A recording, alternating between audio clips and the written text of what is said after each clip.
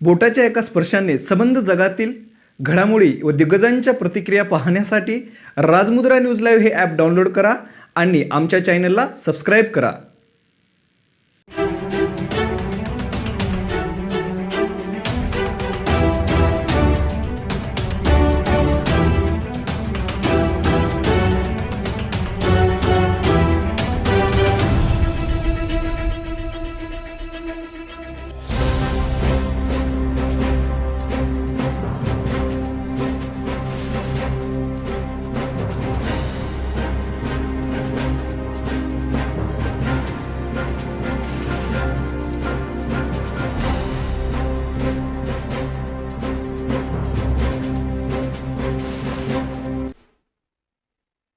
नमस्कार. आपल्या सर्वांचं राजमुद्रा न्यूज लाईव्हच्या या समाज मुद्रा विशेष कार्यक्रमात आपलं मनपूर्वक स्वागत. या सदरामध्ये आपण मान्यवरांच्या दिग्गजांच्या मुलाखती प्रत्येक वेळी घेत असतो. आज अशीच एक प्रतितयश आणि वलयांकित व्यक्तिमत्व आज आपल्याकडे आलेले आहे, ज्यांची मराठा सेवा संघ आणि संभाजी ब्रिगेड मध्ये एक वेगळी ओळख आहे आणि मराठा सेवा संघाच्या स्थापनेपासून गेली 30 दशकं जी चळवळीशी जोडलेले आहेत आणि सामाजिक चळवळीमध्ये ज्यांचं प्रचंड मोठं योगदान आहे, ते प्रतितेश लेखक, विचारवंत आणि समाजामध्ये वेळोवेळी उद्भवणाऱ्या प्रश्नांची आपल्या शब्दांमधून समीक्षा करणारे साक्षेपी लेखक आज आपल्या सोबत आहेत. त्यांचं आपण मनपूर्वक स्वागत करूया. प्रतितेश लेखक, विचारवंत बनबरे सर, गंगाधर बनबरे सर यांचं आपण स्वागत करूया. सर, या कार्यक्रमात आपलं मनपूर्वक स्वागत. धन्यवाद. जय जिजाऊ. जय जाऊ सर. सर, आपण चळवळीमध्ये गेली 30 वर्षांपासून आहात. संभाजी ब्रिगेड असेल, मराठा सेवा संघ असेल, एक वेगळी ओळख आपण संघटनेला दिली आणि संघटनेमुळे आपल्याला एक वेगळी, स्वतःला तुम्हाला एक वेगळी ओळख मिळाली. संघटनेमध्ये ओढला जाण्यामागे नेमक्या कुठल्या प्रेरणा होत्या, किंवा आपण संघटनेमध्ये जावं, वैचारिक चळवळींमध्ये आपलं योगदान द्यावं असं तुम्हाला वयाच्या कुठल्या टप्प्यावर वाटलं आणि कुठल्या प्रेरणा तुमच्यामध्ये होत्या म्हणून तुम्ही याकडे वळला गेलात? धन्यवाद. पहिल्यांदा मी राजमुद्रा चॅनलच्या सर्व संपादकाचं, संयोजकांचं मी हार्दिक अभिनंदन करतो, धन्यवाद देतो की आपण मला या ठिकाणी व्यक्त होण्याची संधी दिली. धन्यवाद सर. जे चळवळ आहे, मी 1992 पासून पूर्ण वेळ मराठा सेवा संघाच्या चळवळीमध्ये आहे आणि महाराष्ट्र आणि देशाबाहेर फिरून शिवराज शाहू फुले आंबेडकर ही जी विचारधारा आहे ती समाजात रुजवण्याचं काम करतो.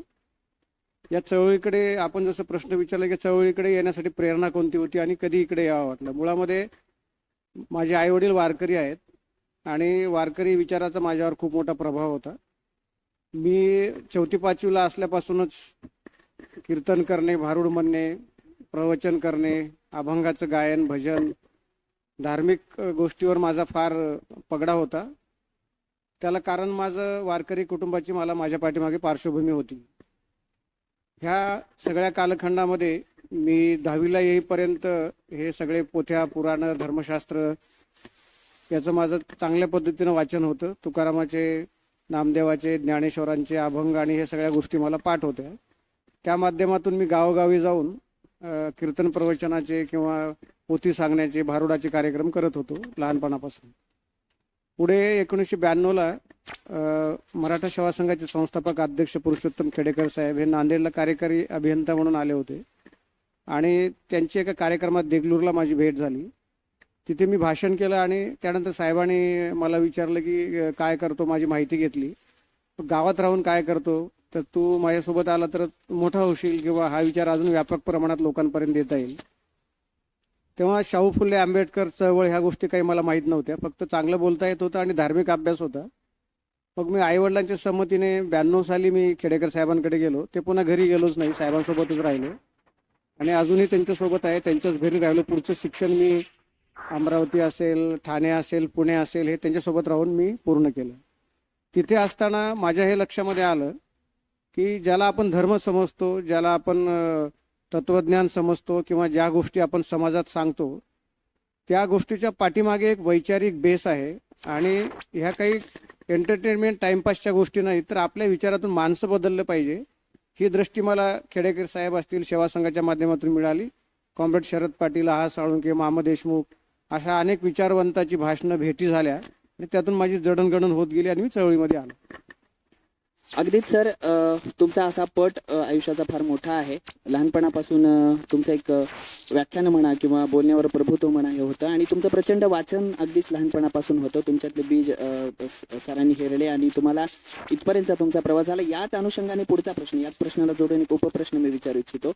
एका शेतकरी कुटुंबामध्ये जन्मलेला मुलगा, मध्यवर्गीय कुटुंबातला मुलगा, ज्याला छान बोलता येतं, लोकांपुढे एक्सप्रेस व्हायला ज्याला आवडतं, इथून झालेला तुमचा प्रवासाची सुरुवात ते देश पातळीवर तुमचं वलयांकित नाव किंवा एक विचारवंत लेखक म्हणून आज प्रथितयश तुम्ही लेखक आहात किंवा लोकांमध्ये तुमची ती जनमानसामध्ये एक प्रचंड मोठी भावना आहे तुमच्याबद्दल. तर हा प्रवास नेमका कसा होता? हे बरोबर आहे. आपण जे सांगितलं, मी जसं धार्मिक वाचन केलं त्याला एक दुसरी एक पार्श्वभूमी होती. माझे आईवडील निरक्षर होते. शेतकरी पार्श्वभूमी आहे. मला इडग्याळ नावाचं गाव आहे मुखेड तालुक्यामध्ये, मुकरांबादच्या जवळ, तिथला मी आहे. माझं जे घर आहे, माझं माणूस निर्माण झाल्यापासून त्या घरातला मी पहिला ग्रॅज्युएट आहे. शिक्षण शिकणारा मीच पहिला मोठा मुलगा आहे घरातला. पण दुसरी एक मला पार्श्वभूमी अशी होती की माझे काका बाबाराव लामतुरे नावाचे शिक्षक होते बाराळीला. तर त्यांनी 1982 साली आमच्या घरी गावामध्ये ग्रंथालय काढलं आणि त्यामुळे मला पुस्तकाचा एवढा प्रचंड सहवास लाभला की मी ती पुस्तकं जी नवीन नवीन दरवर्षी ग्रंथालयाला यायची तर मी ते आदेशासारखं वाचून काढायचो. मी साधारण 7वीला असेपर्यंतच नाशी फडके, बाबा कदम, व बोधे, नंतर बाबूराव अर्नाळकर हे सुद्धा जे लेखक एका विशिष्ट वयानंतर वाचायला पाहिजे होते ते मी 7वी 8वीला असतानाच वाचून टाकलेले होते. त्यामुळे साहित्य, कला, क्रीडा, तत्वज्ञान जी पुस्तकं ग्रंथालयात आली ती आदेशासारखे वाचून काढली. मला वाचनाचं प्रचंड वेळ लागलं. मी आज जो काही आहे ते त्या ग्रंथालयामुळे आणि वाचनामुळे आहे. त्याची मला सवय लागली. धार्मिक अभ्यासाचा मला पुढच्या प्रबोधनाच्या चळवळीत खूप मोठा त्याचा फायदा झाला आणि मुळामध्ये आज जी माझी काही ओळख निर्माण झालेली आहे या ओळखीच्या पाठीमागं मी जे काय पद्धतीने जाऊन भाषण करतो, संभाषण करतो हे तर आहेच, परंतु मराठा सेवा संघामुळे मला एक स्टेज मिळालं आणि त्या माध्यमातून माझे विचार लोकांपर्यंत देता आले. मी भारतातल्या संपूर्ण जिल्ह्यामध्ये, असं कुठला जिल्हा नाही की तिथे मी गेलो नाही, जगातील अनेक देशामध्ये मी गेलो आणि याचा मला आनंद आहे की आपलं हे ज्ञान जे आहे हे केवळ आध्यात्मिक किंवा मृत्यूनंतरच्या जगाबद्दल नसून ह्या माणसाचं आयुष्य कसं सुंदर करता येईल वर्तमानातल्या, तो विचार मराठा सेवा संघाने दिला. आणि शिवराजशाहू फुले आंबेडकर ही जी बहुजन समाजाला जोडणारी श्रृंखला आहे ती लोकात जाऊन सांगत असताना खूप आनंद आहे, समाधान आहे. लोक प्रेम देतात, जिव्हाळा देतात. परंतु माझी विनंती आहे की लेखक, वक्ते, प्रबोधनकार यांनी न उठता न मातता जमिनीवर राहून सातत्याने लोकात राहिले पाहिजे, प्रबोधन केलं पाहिजे. सर्वात जास्त आम्हाला आनंद हा आहे चळवळीमध्ये की आमच्या बोलण्या सांगण्यामुळे माणसं बदलतात, याच्यासारखा दुसरा आनंद नाही. ती सर्वात मोठी गोष्ट आहे असं मला वाटतं. अगदीच सर, प्रबोधनाच्या चळवळीतून तुमचा सुरू झालेला प्रवास, माणसांची मनं बदलण्याचा आणि माणसांच्या मेंदूतले विचार बदलण्यापर्यंतचा तुमचा प्रवास हा खरंच प्रेरणादायी आहे. सर, तुम्ही आता मगाशी एक वाक्य आता म्हणालात की कुठल्याही व्याख्यात्याने किंवा कुठल्याही उतून मातून जाऊ नये किंवा आपला जो विचारधारा आहे त्याच्याशी प्रामाणिक राहावं. पण महाराष्ट्रामध्ये सध्या राजकारणामध्ये ही उतल्या मातल्याची भावना फार आपल्याला पाहायला मिळते. सध्या महाराष्ट्रामध्ये एक धार्मिक भावना भडकवणारं वातावरण निर्माण केलं जाते जाणीवपूर्वक एका विशिष्ट समाजाला भडकवण्यासाठी, आणि त्यांची भाषणं ऐकून किंवा समाज त्यांच्या विचारांवर चालणारी समाजामध्ये काही घटकही आहेत. या सगळ्यांकडे पाहून आपल्याला पुरोगामी महाराष्ट्राची प्रतिगामी वाटचाल होती की काय असं वाटायला लागलं आहे. यावर आपलं काय मत आहे? बरोबर आहे, तुमचं चिंतन खरं आहे. आमच्या समोर चळवळीतल्या लोकांसमोर सुद्धा हेच प्रश्न आहेत. मुळामध्ये जो भारतातला संघर्ष आहे, RSS विरुद्ध मराठा सेवा संघ, आम्ही नेहमी सांगितलेला आहे, एक जाती आणि धार्मिक ध्रुवीकरण करून तुमचे हक्क अधिकाराचे प्रश्न बाजूला ठेवायचे हे षडयंत्र RSSने स्थापनेपासून सुरू केलेलं आहे. त्याचा परिणाम म्हणून गावखेड्यातल्या मराठा कुणब्यांची, बहुजनांची पोरं धर्म आणि जातीच्या दंगलीसाठी वापरली गेली. जसं मराठवाड्यामध्ये नामांतराचं आंदोलन झालं त्यात सगळी मराठ्यांची पोरं दलितांच्या विरोधात वापरली. त्यानंतर बाबरीचं आंदोलन झालं राम मंदिराचं, त्यामध्ये हिंदू ग्लोरिफिकेशन करून मुस्लिमांच्या विरोधात कुणब्या, मराठ्यांची, बहुजनांची पोरं वापरली गेली. आणि विशेषतः बहुजन समाजामध्ये ज्यांना चांगलं बोलता येतं, ज्यांना चांगली भाषा आहे, ज्यांचं चांगलं भाषेवर प्रभुत्व आहे, अशा लोकांना प्रसिद्धी, पैसा, प्रतिष्ठा देऊन RSSने त्यांना स्टेज उपलब्ध करून दिलं. आणि काही लोक सत्तेच्या कच्छपी लागले, प्रसिद्धीच्या कच्छपी लागले आणि त्या माध्यमातून एक इन्स्टंट प्रसिद्धी हा एक नवा फंड आता अलीकडे आलेला आहे. कमी कालावधीमध्ये आपल्याला प्रसिद्धी, पैसा, प्रतिष्ठा मिळाली पाहिजे या हव्यासापोटी लोक ह्या अर्थबळाच्या, सत्तेच्या, संपत्तीच्या पाठीमागे लागले. त्यामुळे खरा पुरोगामी चळवळीच्या समोर प्रश्न निर्माण झालेला आहे. आता जे राजकीय अराजक तयार केलं गेलेलं आहे की दंगली घडवा, हिंसा घडवा. याच्या पाठीमागे खरं म्हणजे राज्यकर्ते, पुरोहित आणि भांडवलदार सर्व धर्मातले यांची युती झालेली आहे आणि यांना ह्या देशातली सत्ता सोडायची नाही. आणि मग ही सत्ता जर अबाधित ठेवायची असेल तर तुमचे विकासाचे जगण्याचे प्रश्न बाजूला कसे पडतील यासाठी प्रयत्न केले जातात. आणि बहुजनातली काही लोक ही दलाल म्हणून वापरली जातात, त्यांना मोठं केलं जातं आणि ती बहुजनांना गुमराह करत असतात. त्याच्यापासून खरं म्हणजे समाजाला बाहेर काढणं हे पुरोगामी प्रत्येक कार्यकर्त्याचं लक्ष असलं पाहिजे. ते आम्ही मराठा सेवा संघाच्या माध्यमातून करण्याचा प्रयत्न करतो. सर अगदीच तुम्ही जसं मगाशी आता बोलताना म्हणालात की लोकांना गुमराह करण्याचा प्रयत्न केला जातो आहे किंवा दलालांना सत्ता सोडण्याची इच्छा नाही म्हणून जगण्याच्या प्रश्नापासून, विकासाच्या प्रश्नापासून लोकांना वेगळं टाकलं जात आहे आणि धार्मिक भावना भडकवणारी विधानं केली जात आहेत किंवा लोकांच्या मेंदूमध्ये असे विचार भरले जात आहेत जेणेकरून उद्या दंगली भडकाव्यात आणि विकासाचे प्रश्न बाजूला पडाव्यात आणि आपोआप त्यांची पोळी भाजून ते घेऊ शकतील असं एक वातावरण तयार केलं जात आहे. सर सध्या महागाईने प्रचंड उच्चांक गाठलेला आहे. खूप सर्व क्षेत्रामध्ये महागाई वाढलेली आहे. इंधन असेल, खाण्यापिण्याच्या पदार्थांची महागाई असेल किंवा कपडा लत्ता असेल, इलेक्ट्रॉनिक्स वस्तू असेल, सगळ्या क्षेत्रामध्ये महागाईने आपले कळस गाठलेला आहे. पण लोक त्याच्याविषयी फारसे बोलताना दिसत नाहीत किंवा विरोधी पक्ष सुद्धा म्हणावा तशी सरकारची कोंडी करताना दिसत नाही. आणि LPG गॅस तुम्हाला माहिती आहे की काल 50 रुपयांनी वाढला, ह्यावरही कोणी बोलायला तयार नाही. तर याच्यामध्ये सामान्य माणसाची कुचंबना होते किंवा सामान्य माणूस याच्यामध्ये भरडला जातो.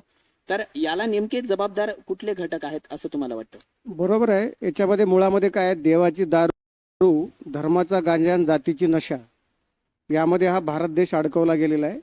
याच्यामध्ये सर्व जाती धर्माचे लोक येतात. आता ज्या पद्धतीचे प्रश्न आपल्याकडे आर्थिक प्रश्न निर्माण झालेले आहेत, आर्थिक प्रश्नावर खरं म्हणजे कोणी बोलायलाच तयार नाही. आर्थिक अज्ञान हे सर्वात मोठं अज्ञान आहे.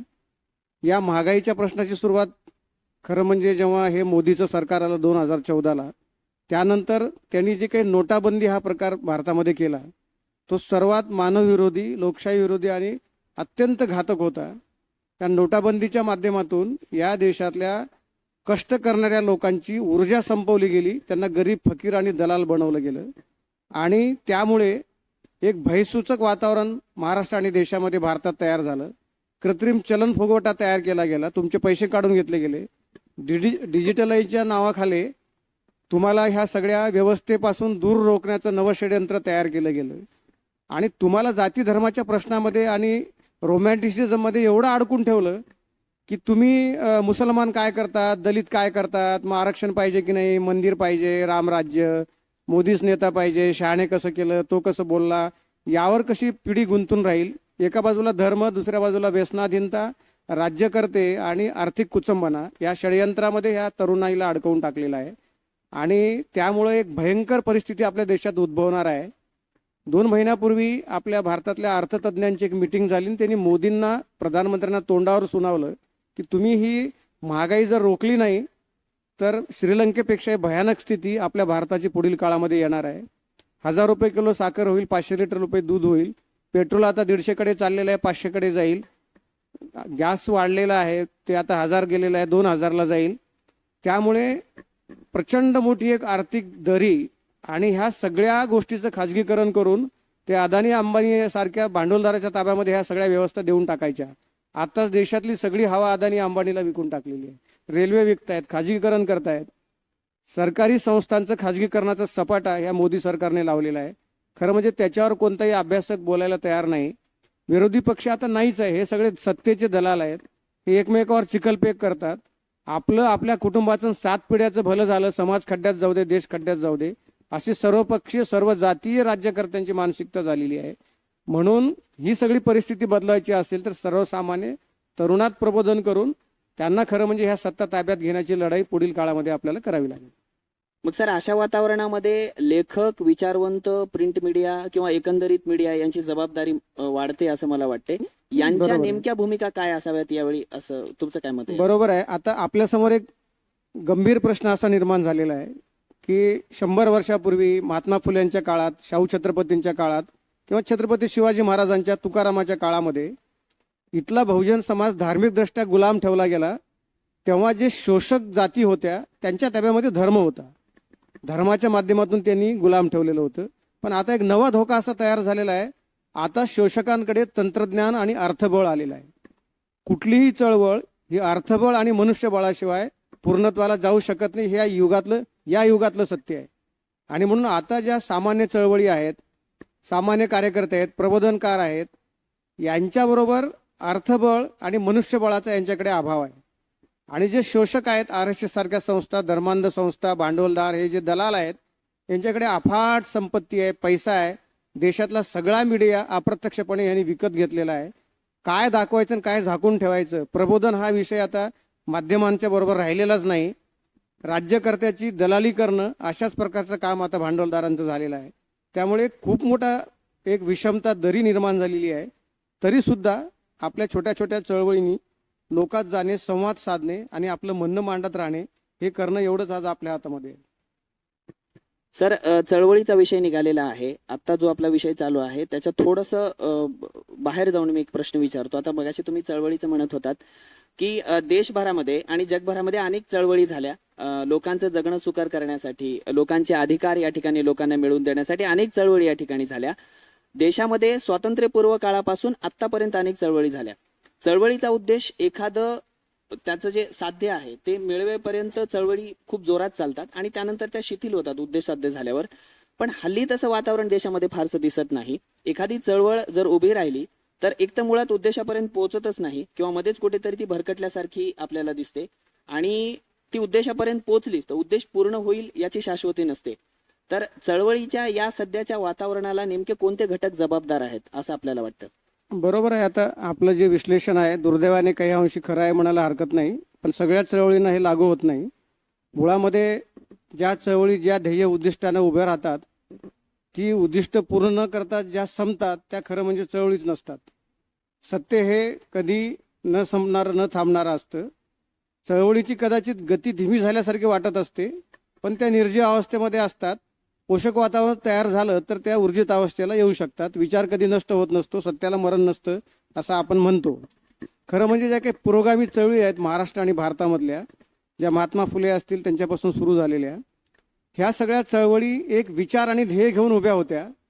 परंतु दुर्दैवानं नंतरच्या काळामध्ये, जसं की भारताला स्वातंत्र्य मिळावं हे उद्दिष्ट ठेवून काँग्रेस स्थापन झाली होती. ह्यूम नावाच्या ब्रिटिश माणसाने, अधिकाऱ्याने 1885 साली ती स्थापन केली. जेव्हा 1947ला भारत स्वतंत्र झाला तर गांधीसहित अनेकांचं म्हणणं होतं की आता उद्दिष्ट काँग्रेसचं स्वातंत्र्य मिळवणं होतं, ते स्वातंत्र्य मिळालेलं आहे, आता ही चळवळ विसर्जित करायला हरकत नाही.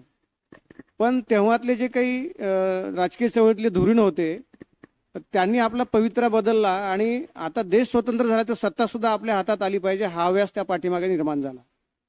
चळवळी खरं म्हणजे लोककल्याणाकरता निर्माण झालेल्या असतात. लोककल्याण जाऊन स्वार्थ आणि सत्ता हे जेव्हा त्या चळवळीच्या डोक्यामध्ये घुसतं तेव्हा चळवळी ह्या विकृत होतात, शोषकांच्या प्रतिनिधी होतात आणि सामान्य जनतेचं शोषण करत असतात. म्हणून ब्रिटिशांनी जसं शोषण केलं त्यानंतर जे सत्तेमध्ये अनेक पक्ष आले, नाव घ्यायची गरज नाही, त्यांनी सत्ता ही केंद्रस्थानी ठेवल्यामुळं ते सुद्धा शोषकांचे फक्त नाव बदललेले प्रतिनिधी ठरलेले आहेत. जी काही महात्मा फुलेंची चळवळ होती, शाहू महाराजांची होती, ब्राह्मणेतर चळवळ होती, महर्षी शिंद्याची चळवळ होती, बाबासाहेब आंबेडकरांनी एक मोठी चळवळ उभी केली, दक्षिण उत्तरेमध्ये तिकडे पेरियार रामास्वामींनी चळवळ उभी केली, तिकडे कर्पुरी ठाकीर संतांचं आंदोलन होतं. ह्या सगळ्या चळवळी खरं म्हणजे माणसाला प्रबोधित करणे आणि विषमतेच्या विरोधात संघर्ष करणे यासाठी होत्या. परंतु दुर्दैवाने ज्या चळवळी समतेसाठी निर्माण झाल्या त्या चळवळीच्या हातामध्ये या देशातली सर्वंकष सत्ता कधीच आली नाही. त्यामुळे सत्ताधीश हे शोषक विचाराचे आधारित उभे राहिले. त्यामुळे हा संघर्ष कायम राहणार आहे. म्हणून आमचं नेहमी सांगणं राहिलेलं आहे की सत्ता ही सर्व सत्तेची प्रश्नाची गुरुकिल्ली आहे. शिवाजी महाराजांनी काम केलं, शाहू छत्रपतींनी काम केलं, सयाजीराव महाराजांनी काम केलं, त्यांच्याकडे सत्ता होती म्हणून त्यांना करता आलं. बाबासाहेबांकडे सत्ता होती, मंत्री होते म्हणून काही अधिकार लोकांना देता आले. म्हणून नव्या सामाजिक चळवळींनी राजकीय अँबिशन ठेवून आपल्याला ही राजकीय सत्ता, लोकशाहीच्या काळात ज्या सर्वोच्च सत्ता आहेत त्या ताब्यात घेण्यासाठी प्रयत्न करणं हे आपलं मुख्य उद्दिष्ट असलं पाहिजे. त्या दिशेने वाटचाल केलं तर निश्चित आपण यशाच्या दृष्टिकोनाकडे जाऊ. चळवळी बंद पडत नसतात, त्या थोड्याशा शैथिल्यामध्ये जातात आणि ते अंतिम ध्येय गाठतातच. ज्या चळवळी मध्येच बंद पडतात, विकल्या जातात, दलाली करतात, त्या शॉर्ट टर्म असतात, त्यांना चळवळ म्हणता येत नाही. चळवळी कधी मरत नसतात. सर, बोलताना आपण धर्माचा उल्लेख केला या ठिकाणी की धर्म माणसाला एक विशिष्ट याच्यामध्ये गुंतवून ठेवतो, कुठं बाहेर जाऊ देत नाही किंवा सुचू देत नाही वेगळं काही, किंवा जाणीवपूर्वक तसं केलं जातं. महाराष्ट्राने नेहमीच पुरोगामित्वाचं नेतृत्व देशाचं केलेलं आहे. अगदी हिमालयाच्या मदतीला सह्याद्री धावून गेला, हे तर आपल्याला अलीकडचं उदाहरण माहीत आहेत. पण प्रत्येक वेळी महाराष्ट्राने अगदी छत्रपती शिवाजी महाराजांपासून महात्मा फुल्यांपर्यंत आणि राजर्षी शाहू महाराजांपासून डॉक्टर बाबासाहेब आंबेडकरांपर्यंत एक पुरोगामी चळवळ किंवा पुरोगामी विचार या महाराष्ट्राने संपूर्ण देशाला दिलेला आहे. हे सगळ्या अख्खं हा देश जाणतो. पण या महापुरुषांच्या नंतर देशामध्ये कुठेतरी एक काय म्हणू की वैचारिक चळवळी ज्या आहेत ते मागे पडल्या आणि धार्मिक वातावरण या ठिकाणी वाढलं. आणि आज तर देशामध्ये इतकी बजबजपुरी धर्माची माजलेली आहे की धर्मसत्ता राजसत्तेवर काबीज, म्हणजे राजसत्तेवर धर्मसत्तेचा या ठिकाणी पगडा झालेला आहे. तर ही अराजकाची बीजे आहेत असं आपल्याला वाटतं का? आणि यालाच लागून एक दुसरा उपप्रश्न आहे, जर हे अराजकाचे बीज असतील तर याच्यावर नेमके उपाय काय करता येतील, आजच्या तरुणाने काय करावं असं आपल्याला वाटतं? नाही, बरोबर आहे. आता जे काही देशात वातावरण आहे, महाराष्ट्र खरं म्हणजे शिवराज शाहू फुले आंबेडकर म्हटल्याबरोबर महाराष्ट्र आठवतो. तर महाराष्ट्राने संबंध भारताला नव्हे तर विश्वालाच एक पुरोगामित्वाचा संदेश दिलेला आहे. अनेक महापुरुष तुकारामापासून, नामदेवापासून, चक्रधरापासून जी काही भक्ती चळवळ आहे किंवा पुरोगामी चळवळ आहे त्याची बीजं महाराष्ट्रात आपल्याला सापडतात. आणि हे जरी खरं असलं तर दुर्दैवाने महाराष्ट्रामध्ये जे काही सध्याचं वातावरण आहे, देशातलं जे काही सध्याचं वातावरण आहे, हे काही पुरोगामी विचाराला साजेसं वातावरण नाही आहे. खरं म्हणजे विचार, हक्क, अधिकार याबद्दल चर्चा होण्याच्या ऐवजी आज धर्मप्रभावी ठरतो आहे. नेमकं जे राज्यव्यवस्था होती, राज्यव्यवस्थेच्या काळामध्ये धर्मसत्ता ही नेहमी प्रभावी राहिली आणि ती राजाला निर्देश देत होती. राजा नामधारी होता आणि जे कायदे होते, छत्रपती शिवाजी महाराज, शाहू महाराज त्याला अपवाद आहे, तर बहुसंख्य हिंदू समजले जाणारे राजे हे धर्मसत्तेचे गुलाम होते. आणि मुस्लिमात सुद्धा आपल्याला हेच म्हणता येईल, धार्मिक ध्रुवीकरणाच्या माध्यमातून राजसत्ता धर्म अंकितच होत्या. त्यामुळे धर्माच्या अधीन राहून राज्यकर्ते काम करत होते. पण लोकशाहीला हे अभिप्रेत नव्हतं. भारतीय संविधान हे धर्माच्या कायद्याला मान्यता देत नाही, तर ते लोकशाही पूरक मानवनिर्मित कायदे जे वर्तमानाला अभिप्रेत आहेत ते कायदे म्हणजे भारताचं संविधान आहे. दुर्दैवाने संविधान लागू झाल्यानंतर बहुजन समाजातले जे राज्यकर्ते झाले, आमदार, खासदार, मंत्री, मुख्यमंत्री झाले, हे सगळे राज्यकर्ते बहुजन समाजातून जरी गेलेले होते तर हे सांस्कृतिक सत्तेचे गुलाम राहिलेले आहेत. त्यामुळे आजही आपण बघतो, आपण मुस्लिमांना म्हणतो की त्यांनी धार्मिक पठण करू नये, रस्त्यावर नमाज पडू नये, पण हिंदू बहुसंख्य हे लोक या देशामध्ये आहेत. म्हणजे शासकीय कार्यक्रमामध्ये बामणाला बोलून मंत्र म्हणायचे काय अधिकार संसदेने दिलेले आहेत का तुम्हाला? एखादा प्रधानमंत्री, मुख्यमंत्री किंवा एखादं भूमिपूजन, न्यायालयाचं भूमिपूजन जेव्हा असतं तेव्हा तुम्ही भटपुरोहिताला बोलून रुचा म्हणून, मंत्र म्हणून जर पूजन करत असाल तर हे धर्मनिरपेक्ष संविधान आहे का? उद्या मुस्लिमांनी असा आग्रह धरला की आम्ही आमच्या कलमा पडून पूजन करू, तर त्याला तुम्ही मान्यता देणार आहे का? म्हणून धर्म हा त्यांच्या व्यक्तिगत श्रद्धा उपासण्यापुरता मर्यादित असायला पाहिजे. आणि कायदे संविधानाचे जर आपण मान्य केले तर खरी लोकशाही या देशात आला असं होईल. पण दुर्दैवाने तसं झालेलं नाही. ते व्हावं यासाठीच आपल्याला पुढच्या युवकांना प्रयत्न करावा लागेल. सर, तरुणांचा आता विषय निघालेलाच आहे. या अनुषंगाने तरुणांच्या संबंधित एक पुढचा प्रश्न विचारतो. आपण मुलाखतीच्या शेवटाकडे वळतो आहोत. काही 1-2-3 प्रश्न शेवटचे. सध्या तंत्रज्ञान सगळीकडे धुमाकूळ घालते आहे. तंत्रज्ञानाचं वातावरण सगळीकडे आहे. प्रत्येक मुलांच्या हातामध्ये मोबाईल आहे आणि एका क्लिकवर सगळं जगाचं ज्ञान त्यांना उपलब्ध आहे. पण ही जितकी सकारात्मक गोष्ट आहे तितकीच भयावह गोष्ट ही आहे की त्याच्यामध्ये येणारी प्रत्येक गोष्ट तरुणांना खरी वाटायला लागते.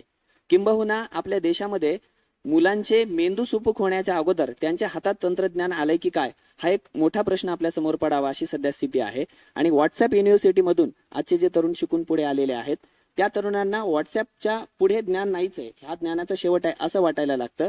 आणि काही पक्ष किंवा काही अराजकवादी संघटना आपले ट्रोल्स बसून किंवा काही अशा व्यक्ती तिथे बसून हे सगळं पसरवण्याचं काम करतात.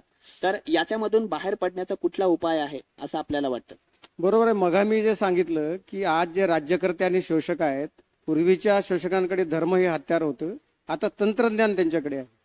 त्यामुळे काय झालेलं आहे, आता जग ग्लोबल विलेज झालेलं आहे. त्यामुळे येणाऱ्या नव्या तंत्रज्ञानाला आपण रोखू शकत नाही. आता ग्लोबलायझेशन झालेलं आहे. त्यामुळे आता कोरोनाचा 2 वर्षाचा कालखंड गेला किंवा जे काही परिस्थिती आपण बघतो आहोत, ग्रामीण भागातलं शिक्षण जवळपास संपुष्टात आलेलं आहे. शाळा सरकारी संपलेल्या आहेत. विद्यापीठातलं शिक्षण पूर्णपणे आता RSSनं UGCच्या माध्यमातून बदलून टाकलेलं आहे. नवं शैक्षणिक धोरण आता लागू झालेलं आहे. परदेशी विद्यापीठं केम्ब्रिज असेल, अमेरिका असेल, रशिया असेल, जर्मनी असेल, त्याचे आउटलेट आता भारतात उघडत आहेत. ह्या सगळ्या पार्श्वभूमीवर गावखेड्यातून आलेले जे 90% तरुण तरुणी आहेत ते पूर्णपणे भांबावलेले आहेत.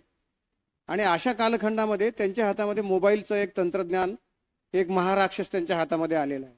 आता तंत्रज्ञान सकारात्मक पद्धतीनेही वापरता येतं, परंतु दुर्दैवाने याचे जे हँडलर आहेत, याचे जे काही मालक आहेत त्या कंपन्यांचे, किंवा या व्हॉट्सअप युनिव्हर्सिटीच्या माध्यमातून जी ट्रोलर RSSने तयार केलेले आहेत, पैसे देऊन बसवलेले, त्यांना काय समाजात पसरवायचं आहे, काय दाखवायचं आहे त्यांचं ठरलेलं आहे. त्या माध्यमातून या देशातल्या बहुजन समाजातल्या तरुण तरुणींचे मेंदू सरोगेट केले जात आहेत.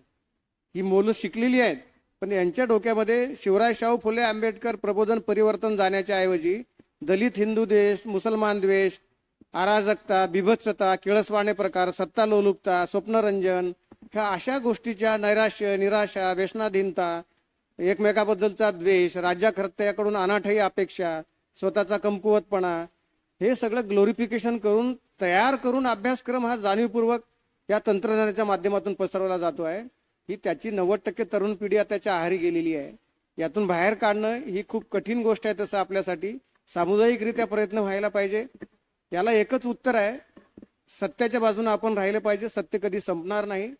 म्हणून याला परत बुद्ध, शिवराय, शाहू फुले आंबेडकर, महावीर, गाडगेबाबा, टिळक ही जी काही प्रबोधनाची परंपरा आहे, ही मानवाच्या कल्याणाची जी विचारधारा आहे, ही सतत सांगत राहणे, शक्तिशालीपणे सांगत राहणे, जास्तीत जास्त लोकांना सत्य कळण्याचा प्रयत्न करत राहणे, आज घडीला तर तेवढंच आपल्या हातात आहे. निराश न होता ही आपल्याला वाट चालत राहावी लागेल. अगदी बरोबर सर. सध्या तरुणांचं जे वातावरण आहे किंवा एकंदरीत तरुणांची जी स्थिती आहे त्याच्यावर आपण जे भाष्य केलं ते अतिशय परखड आणि सत्य होतं असं मला वाटतं. याच अनुषंगाने एक पुढचा प्रश्न असा या ठिकाणी येतो की ते संभाजी ब्रिगेड सारख्या पुरोगामी आणि वैचारिक चळवळींकडे नेमकी कुठली याला विरोध करण्यासाठी शस्त्र आहेत किंवा कुठल्या नेमक्या भक्कम बाजू संभाजी ब्रिगेडच्या आहेत की ज्या या अराजकवादाला ते उत्तर देऊ शकतील? बरोबर आहे. तसं 1925 साली हेडगेवारांनी RSSची स्थापना केली. RSSची स्थापना करणारे मुंजे असतील, हेडगेवार असतील, हे लोक पूर्वी काँग्रेसशी संबंधित होते. RSS 1925ला स्थापन झाली आणि 30 पर्यंत हे लोक काँग्रेसचे घटक होते, सभासद होते. RSS जरी हेडगेवारांनी स्थापन केली तर त्यांच्यानंतर 15 वर्षांनी गोळवलकर गुरुजी हे संघाचे सरसंघचालक झाले आणि त्यांनी 2 पुस्तकं लिहिलेली आहेत, विथ द नेशनहुड डिफाईन आणि बंच ऑफ थॉट.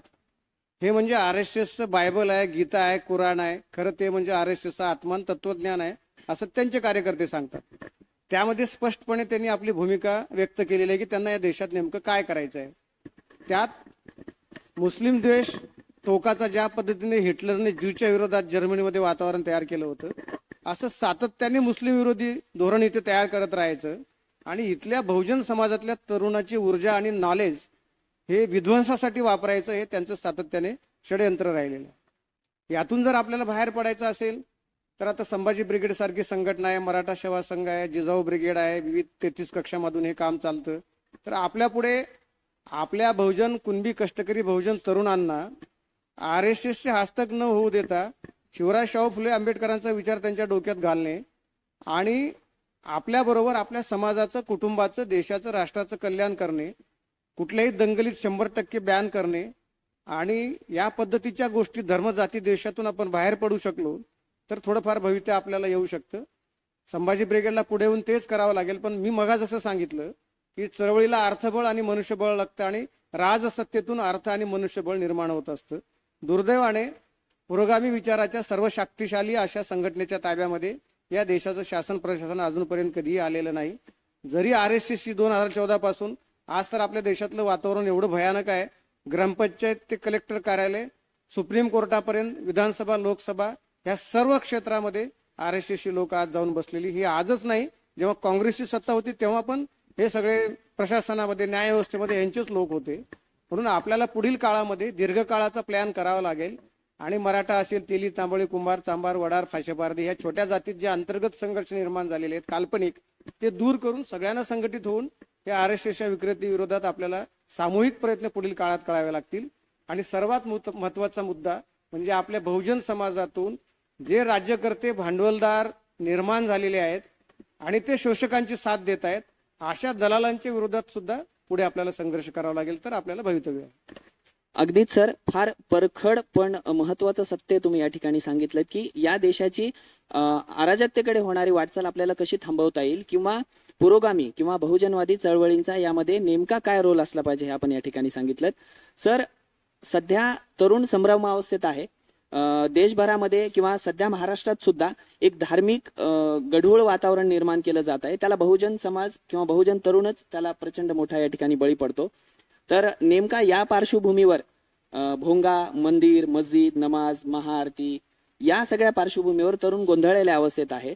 तरुणांपुढे नेमकी दिशा तरुणाला कळत नाही की आपण कुठल्या बाजूने जावं. तर या पार्श्वभूमीवर सध्याच्या महाराष्ट्रातल्या तरुणांना तुम्ही काय सल्ला द्याल? बरोबर आहे. एक प्रकारे जे आता उन्मादी वातावरण देशात तयार केलं गेलेलं आहे ते वेगवेगळे चेहरे बाहेर काढतात. आता राज ठाकरे नावाचा पोंगा पंडित त्यांनी उभा केलेला आहे. हे मीडियानं उभा केलेलं आभासी बांडगुळ आहे. यांची समाजामध्ये किती यांना स्थान आहे कोण मानतंय, त्यांच्या सभेला माणसं कुठून येतात, दर 6 महिन्याला यांची 30 मिनिटाची स्क्रिप्ट कोण लिहून देतं, हे सगळं लोकांना आता कळलेलं आहे. ज्या पद्धतीचं त्यांना टार्गेट दिलेलं आहे राज ठाकरेला, की ज्या पद्धतीच्या दंगली तयार करणे किंवा जाणीवपूर्वक भोंग्याचा मुद्दा उचलून काढणे किंवा मुस्लिम समाजामध्ये तेढ तयार करणे, उत्तर भारतीयच्या विरोधात तेढ तयार करणे, ह्या ज्या काही गोष्टी राज ठाकरे करत आहे त्यांना मला वाटतं यश येईल असं वाटत नाही. त्यांचा कार्यक्रम पूर्णपणे फेल गेलेला आहे. हे याचा अर्थ असा होतो की गेली 30 वर्ष संभाजी ब्रिगेड, मराठा सेवा संघ, ज्या काही विचारवंत साहित्यिक, लेखक, पुरोगामी चळवळीतले लोक या महाराष्ट्रामध्ये काम करतायत त्यांचं हे यश आहे असं म्हणायला हरकत नाही. आता महाराष्ट्रामध्ये आणि देशामध्ये RSS किंवा त्यांच्या चेला चपेटांनी कितीही प्रयत्न केला तर हिंदू मुसलमान किंवा इतर दंगल होणार नाही हे मला सांगायला अभिमान वाटतो. किमान लोकांना तेवढं आता कळायला लागलेलं आहे, तरुण विचार करायला लागलेला आहे, सर्व पीडित झालेला आहे, सत्ताहीन झालेला आहे, अर्थहीन झालेला आहे, दुबळा झालेला आहे, त्याच्या हातातून सगळं सरकत चाललेलं आहे. म्हणून ह्या अशा सरकलेल्या अर्थहीन, आधारहीन झालेल्या तरुणाला खरं म्हणजे नवा विचार देऊन ह्या नव्या सत्तास्थानाला काबीज करण्याची प्रेरणा देणं हे खरं आता नव्या चळवळीचं काम आहे. ते आपण सर्वांनी मिळून केलं पाहिजे. अगदीच सर, शेवटचा प्रश्न या ठिकाणी घेतो. मगाशी एक राजकीय नेता असं ते म्हणाले की हा महाराष्ट्र फुले शाहू आंबेडकरांचा आहे, असे काही पुरोगामी नेते म्हणतात, स्वतःला जाणते राजे समजणारे नेते म्हणतात, पण ते जाणीवपूर्वक छत्रपती शिवाजी महाराजांचं नाव घेण्याचं टाळतात, असं त्यांचं मत होतं. एका पुरोगामी, एका वयोवृद्ध किंवा जाणत्या नेत्याबद्दल त्यांचं असं मत होतं. तर ते तितकंसं खरं नाही, पण याच्यावर संभाजी ब्रिगेडची भूमिका काय आहे? नाही, प्रश्न त्यांचे निर्माण केले त्याच्यावर आपली भूमिका असण्याचं कारण नाही. पण मुळामध्ये काय झालेलं आहे की महाराष्ट्रामध्ये छत्रपती शिवाजी महाराज म्हणजे हिंदूंचे, गाई ब्राह्मणांचे रक्षक, मुसलमानांचे विरोधक, आणि फुले शाहू आंबेडकर म्हणजे पुरोगामी विचाराचे महानेते, असं चित्र या महाराष्ट्रात तयार केलं गेलं की शिवाजी महाराज विरुद्ध फुले शाहू आंबेडकर. दुर्दैवानं इथल्या बहुजन समाजाला हे कळलं नाही की शिवराय, तुकाराम, शाहू फुले आंबेडकर ही एकच चळवळ होती. आणि म्हणून मराठा सेवा संघाने पहिल्यांदा ही दुही दूर केली आणि शिवराय, शाहू फुले आंबेडकर ही विचारधारा एकच आहे, ती संविधानापर्यंत आलेली आहे, हे पहिल्यांदा मराठा सेवा संघाने सांगितलं. आणि दुर्दैवाची बाब म्हणजे ज्यांना आपण पुरोगामी नेते म्हणतो, माननीय शरद पवार साहेब, हे सध्या महाराष्ट्रातले माझ्या माहितीप्रमाणे राजकारणातले सत्यशोधक चळवळीची परंपरा असलेले एकमेव नेते आहेत. त्यांची आई सत्यशोधक होती. शारदाबाई पवार या जेदे जवळकरांच्या चळवळीतून निर्माण झालेल्या नेत्या होत्या. त्यांच्या घराण्याला सत्यशोधक वारसा आहे. परंतु 50 वर्षे राजकारणात राहून, इतक्या पद्धतीनं राहून पुरोगामी विचार शरद पवारांना माहीत आहे, पण ऐनवेळी ते कच का खातात हा प्रश्न नेहमी बहुजन समाजाला पडलेला आहे. आता जेव्हा भीमा कोरेगाव प्रकरण आलं तेव्हा मी ते एकबोटेन भिडेनं ओळखत नाही हे त्यांचं विधान काही महाराष्ट्राला पटण्यासारखं नाहीये. त्यांनी उलट त्या आयोगासमोर साक्ष देताना सांगायला पाहिजे होतं की हे जातीवादी आहेत, धर्मांध आहेत, यांच्यामुळे महाराष्ट्रात दंगली निर्माण झालेल्या आहेत. भिडेंनी असंख्य मराठा कुणब्यांच्या पोरांना नादाला लावून त्यांना शिक्षणापासून वंचित ठेवलेलं आहे. त्यांच्या डोक्यात मुस्लिम द्वेष, दलित द्वेष भरलेला आहे. ही सांगण्याची पवार साहेबांना संधी होती, पण राजकीय स्वार्थासाठी का कशासाठी माहिती नाही, पण त्यांनी जी कच खाल्ली ही काही त्यांना शोभण्यासारखी नाही. आणि आमचं संभाजी ब्रिगेडचं म्हणणं एवढंच आहे की महात्मा फुले, शाहू छत्रपती आणि बाबासाहेब आंबेडकर विरुद्ध शिवाजी महाराज असा हा संघर्ष नव्हता, नाही, पुढेही असणार नाही. ही परंपरा एकच आहे, ही श्रमण परंपरा आहे. आणि टिळक, सावरकर, आगरकर, गोखले, राणे, रामदास, द्रोणाचार्य, परशुराम ही एक परंपरा या देशामध्ये ब्राह्मण परंपरा आहे. त्या परंपरेचा आणि या श्रमण परंपरेचा संघर्ष कायम राहिलेला आहे. त्यामुळे हा पुढेही राहणार आहे. ह्या संघर्षाच्या समाप्तीनंतरच समता या देशामध्ये निर्माण होईल, ती बहुजन विचारातून निर्माण होईल, याच्यावर आमचा ठाम विश्वास आहे. अगदीच सर, हा शेवटचा प्रश्न होता. पण सर, येणाऱ्या स्थानिक स्वराज्य संस्थांच्या निवडणुका, आता येऊ घातलेल्या स्थानिक स्वराज्याच्या संस्थेच्या ज्या निवडणुका आहेत, तुम्ही बऱ्यापैकी तुमची भूमिका या ठिकाणी स्पष्ट केलेली आहे. पण आता येणाऱ्या येऊ घातलेल्या निवडणुकांच्या पार्श्वभूमीवर संभाजी ब्रिगेडची रणनीती काय असेल आणि समाजाला तुम्ही नेमकं काय आवाहन या पार्श्वभूमीवर करू इच्छिता? त्या माध्यमातून सर्वात महत्त्वाची बाब म्हणजे संभाजी ब्रिगेड 2016 पासून राजकीय पक्ष म्हणून काम करत आहे. त्याचं कारण असं आहे की मराठा सेवा संघाने जी पंचसूत्री सांगितली होती त्याच्यामध्ये राजसत्ता होती. लोकशाहीमध्ये जर राजसत्ता आपल्याकडे ताब्यात नसेल, तर कायदे करणारी संस्थाच आपल्याकडे नसेल, तर रस्त्यावरच्या प्रबोधनाला काही अर्थ उरत नाही. म्हणून जसं मराठ्यांचे 52 मोर्चे निघाले, 2.5 कोटी मराठे रस्त्यावर आले, पण त्यांचा काही आरक्षणाचा प्रश्न सुटला नाही. हा सत्तेतूनच हा प्रश्न सोडवला जातो. आणि जे सत्तेत लोक आहेत ते मराठा समाजाच्या आरक्षणाच्या बाजूचे नाहीत, हिताच्या बाजूचे नाहीत, ते कोणत्या पक्षाचे आहेत यापेक्षा हे स्पष्ट झालेलं आहे. संभाजी ब्रिगेडची नेमकी भूमिका ही राहिलेली आहे की तुम्हाला राजसत्तेकडे लोकशाहीमध्ये दुर्लक्ष करून चालणार नाही. बाबासाहेबांनी म्हटलं होतं मोक्याच्या जागा ताब्यात घ्या. तुम्हाला तुमचे मंत्री आमदार खासदार करावेच लागतील, तर या देशातली सत्ता सूत्र संविधानानुसार तुम्हाला चालवता येतील. म्हणून संभाजी ब्रिगेडचा हा प्रयत्न आमच्या इच्छाशक्तीनुसार, कार्यशक्तीनुसार, अर्थबळानुसार चालू आहे. पुढची जी काही रणनीती आम्ही ग्रामपंचायत असेल, पंचायत समिती, जिल्हा परिषदा या निवडणुका सातत्याने लढवण्याचा 2-5 वर्षापासून प्रयत्न करतोय. परंतु म्हणावं तसं यश आलं नाही हे खरं आहे. परंतु पुढील काळामध्ये आम्ही काही पुरोगामी पक्षाशी युती करण्याचा प्रयत्न केला, परंतु त्यांचा काही एवढा सकारात्मक प्रतिसाद नाहीये. आम्ही आमचं लोकसंख्या बळ वाढवणे, कार्यकर्ते वाढवणे, प्रबोधनातले लोक तयार करणे हा पहिला अजेंडा आम्ही ठेवलेला आहे. समाजाला आमचं आव्हान आहे की पुढील काळामध्ये जे शिकलेले शहाणे विचाराचे लोक आहेत ते आमदार खासदार झाले पाहिजेत. तरुणांनी राजकारणामध्ये यावं आणि राजकीय जी अनागोंदी अराजकता निर्माण झालेली आहे ती दूर करावी अशी आमची इच्छा आहे. आणि संभाजी ब्रिगेडला एवढा विश्वास आहे की एका दिवशी या भारताचा सरपंच ते देशाचा राष्ट्रपती हा संभाजी ब्रिगेडच्या फुले शाहू आंबेडकरांच्या शिवरायांच्या विचाराचा असेल. एवढा आत्मविश्वास आम्हाला आहे. ते कधी होईल हे सांगता येत नाही, पण आमच्या जीवनपणी व्हावं अशी सदिच्छा जिजाऊच्या चरणी या ठिकाणी मी व्यक्त करतो. आणि मला आपण या ठिकाणी बोलावलं आणि विचार मांडण्याची संधी दिली त्याबद्दल राजमुद्रा चॅनल संपादकांचे आपले मी आभार मानतो. नक्कीच सर, धन्यवाद. आपण या ठिकाणी आलात, आम्हाला वेळ दिलात आणि आमच्या प्रत्येक प्रश्नाची आपण अगदी दिलखुलास उत्तरं दिलीत, त्याबद्दल आपले मनपूर्वक धन्यवाद. जय जिजाऊ. जय जिजाऊ. धन्यवाद. तर मित्र हो, हे होते सुप्रसिद्ध विचारवंत लेखक गंगाधरजी बनबरे सर, संभाजी ब्रिगेडचे मुख्य प्रवक्ते. आज आपल्या प्रत्येक प्रश्नाचं त्यांनी अगदी दिलखुलास उत्तर दिलेलं आहे. तुमच्या आणि आमच्या मनातली आपण प्रश्न त्यांना आज विचारलेले आहेत. पुढील कार्यक्रमात आपण अशाच एका व्यक्तीसह आणि नवीन प्रश्नांसह भेटूयात. तोपर्यंत नमस्कार. ताज्या घडामोडी पाहण्यासाठी राजमुद्रा न्यूज लाईव्हला सबस्क्राईब करा, बेल आयकॉन